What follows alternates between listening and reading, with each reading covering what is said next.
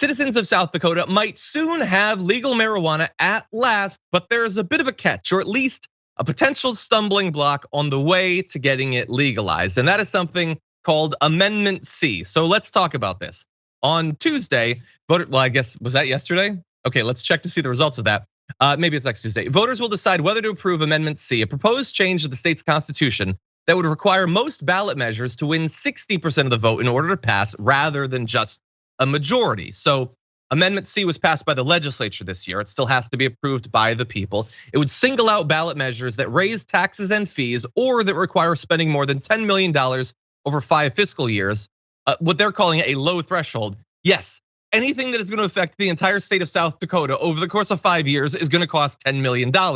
And if it doesn't cost $10 million, it ain't worth thinking about. So everything effectively would have to get 60%. So why are they doing this? Well, think about it. We have something similar to this here in California, where stuff that's gonna raise taxes has to have a higher threshold. That may seem neutral or objective. It's just, well, I mean, we're not saying conservative stuff or liberal stuff, but think about the effect. What are they there to do in the state legislature?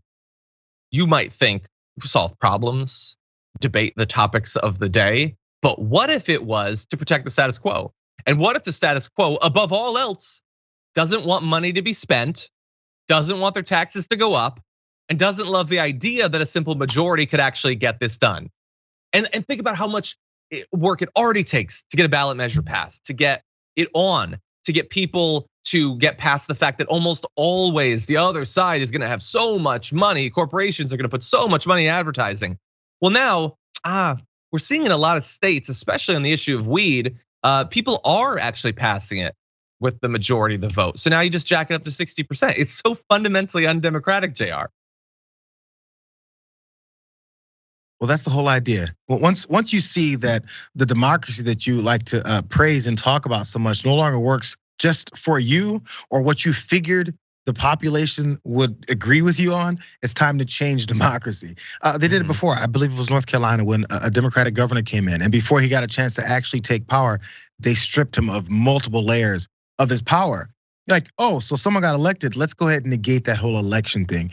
Hey, so our citizens, we never thought in South Dakota, our citizens may be on the verge of passing something like this. How about we eliminate their voice right away before they get a chance to?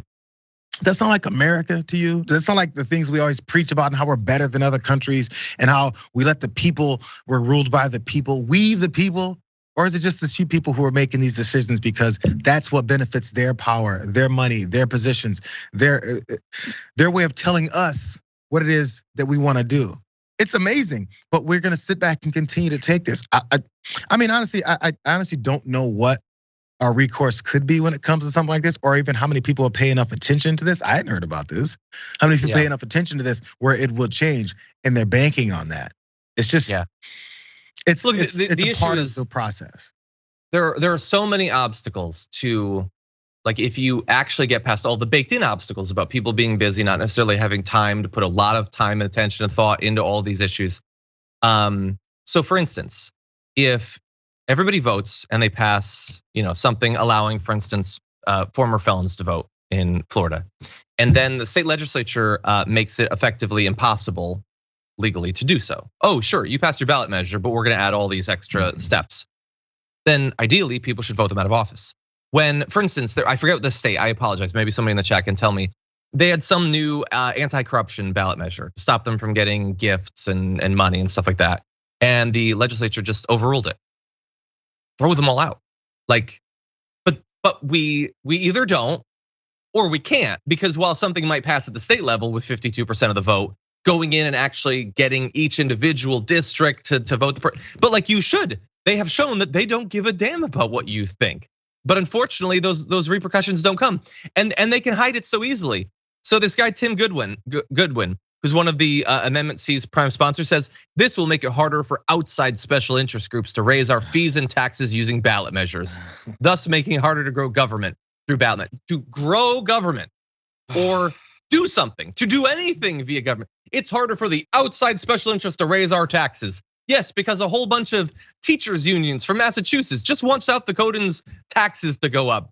No, what he means is We want to keep government just large enough to protect the wealthy from any assault against their economic dominance. That's all. That's all they want. That's all they need. That's all the funding needs to be for. And so raising money to deal with climate change or whatever, like we're not interested in that because then taxes would have to go up and I don't want my taxes to go up. And so I know, and here I'm playing a fictional Republican, I know that we can't actually convince the majority on almost any of these issues. It's why Republicans have basically almost never gotten a majority vote for their presidential candidate over the last 30 years. So we just add obstacles. I can't convince you, but I don't have to if 50% of you can't actually get done literally anything. And so whether it's through gerrymandering, the Electoral College, things like this, all of this, it is just designed to stop government from actually functioning. Isn't it weird how our democracy runs in this way that people, like you mentioned, the minority of the party that gets voted into these offices, fine, let's do it like it's a sporting event, since that's what we like to think of in this country. At halftime, if you're down 28-3 of a football game, and you go, well, guys, we have to make it even because the Republican team just sucks and no one really roots for them. Okay. So you guys automatically get 21 more points, and at least come out in the next half and you have a chance to win now. Why is that fair? Because other team actually has things that they say and do that appeal to folks and score points? Let's take away those points and give them to the losers because the losers are so bad and no one likes them. Why does that make sense in the freest country in the world, especially when it comes to things that actually affect people? So it's way more important, even though we take sports as the utmost importance here. It's actually something that does affect people's lives. And we do it based off of absolutely nothing. It's gotten worse and worse. That's why you see all these conspiracy theories and people talking about who's coming for what. And did you know that these people their blood's dripping from their teeth and they're grooming your children? It's all these basic things that people are normally doing, but it's challenging their bad ideas and their bad positions. So therefore, they got to demonize you and level the playing field to their loser status. That's why we're headed in a negative direction, because we're appealing to the most negative people in our country.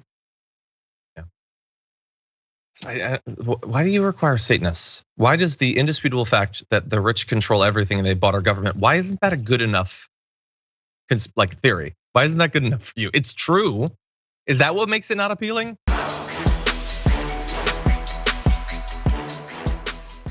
For more political news breakdowns, interviews, stories of activism, and me trying my hardest to care about the occasional big celebrity news story, subscribe to our YouTube channel at youtube.com/thedamagereport. And you can ring the bell wherever it is so you don't miss anything.